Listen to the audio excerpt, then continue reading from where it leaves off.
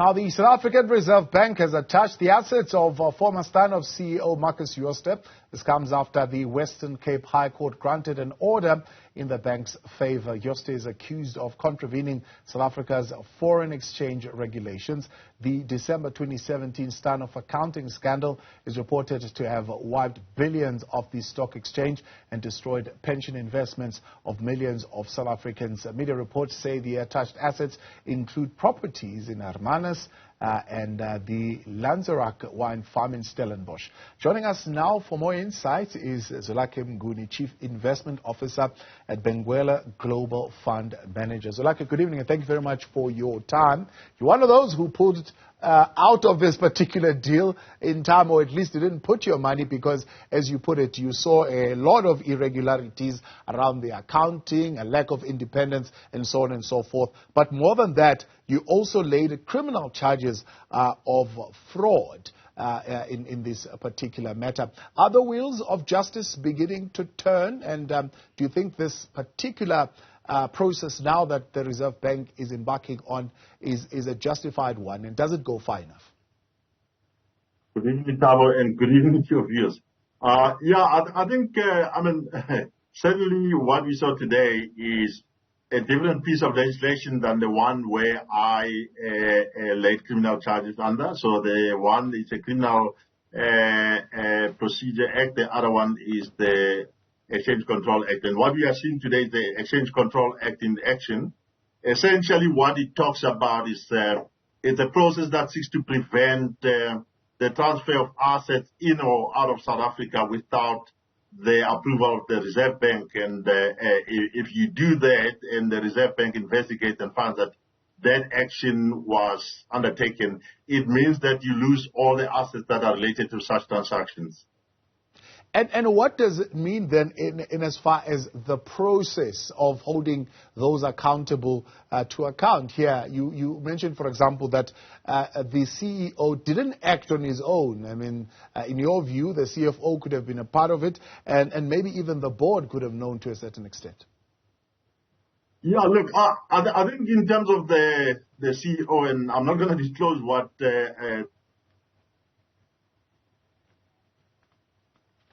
them a lot about the progress.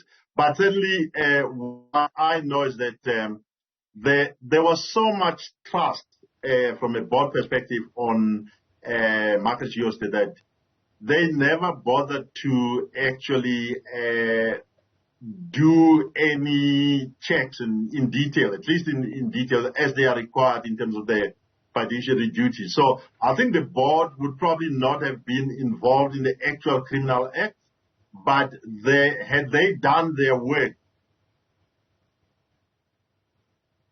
done inappropriately, and therefore could have prevented some of the losses that the investors and the communities, the workers that have suffered.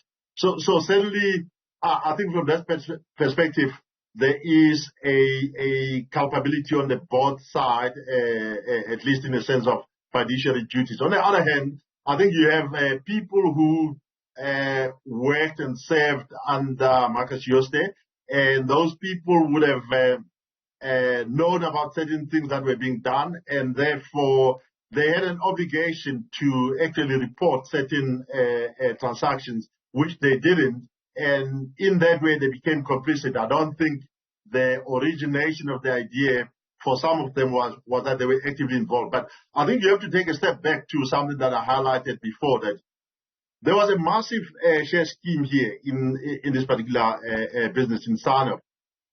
And that share scheme was driven by, was premised on growth, that if you grow the earnings of the business at a certain rate, you will be able to get your allocated share scheme.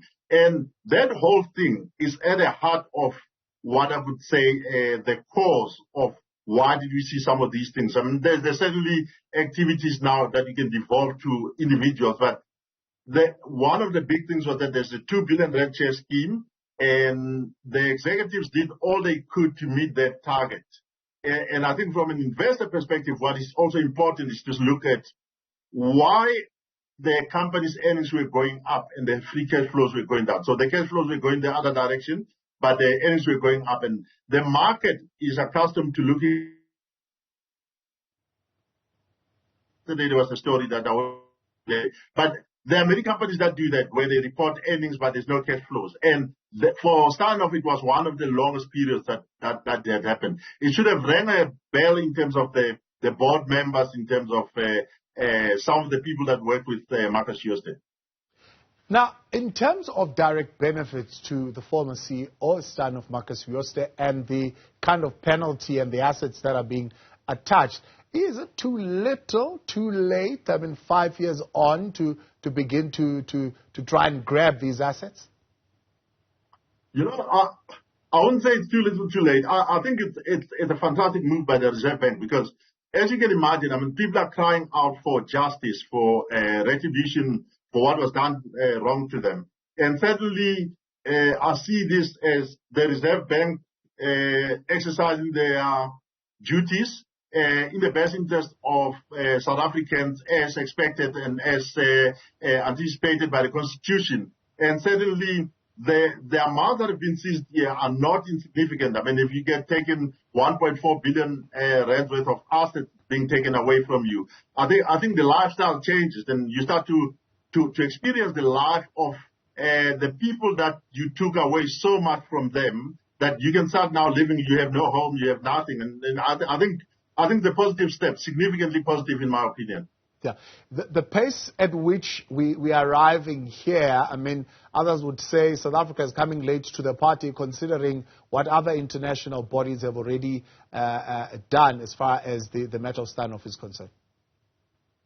Yeah, look, I think our lawmakers, they've been moving slow. The process in Parliament, I don't think we had anything out of it there. On the police side, the complexity of the transactions was significant.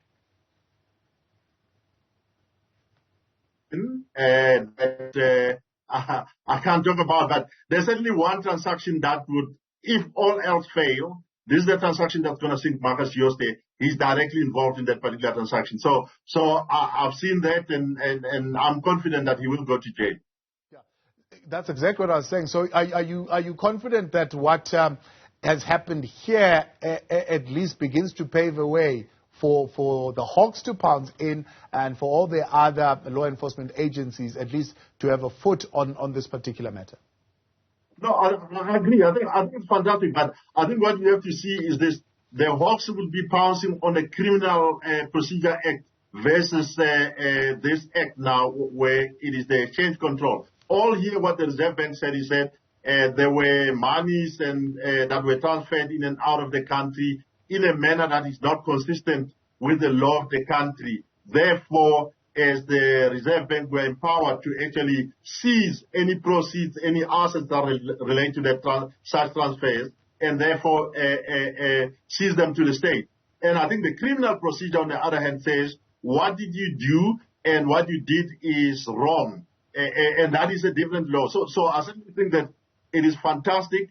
It's going the right direction. Certainly on the criminal side, the transactions were quite complicated. Some of them are extremely complicated. The investigators, some of them were not capacitated to be able to actually deal with those. But certainly, if there is one thing I can tell you, there is a transaction that will sink the key individuals that were involved in the criminal act at Steinhoff that has cost so many people a lot of their savings. Certainly, there'll be people that got.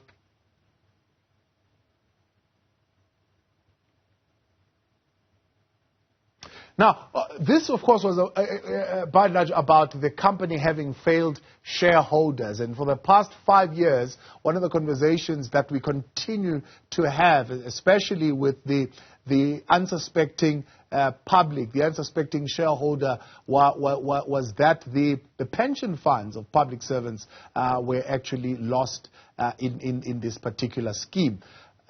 Does this mean there's some money that those shareholders are going to recoup here? No, not in this particular case. I think in this particular case, it's a completely different thing. So there may be other assets, and I suspect there are, that are not linked to the transactions where Exchange Control Act was violated. But certainly, these assets are being forfeited to the state.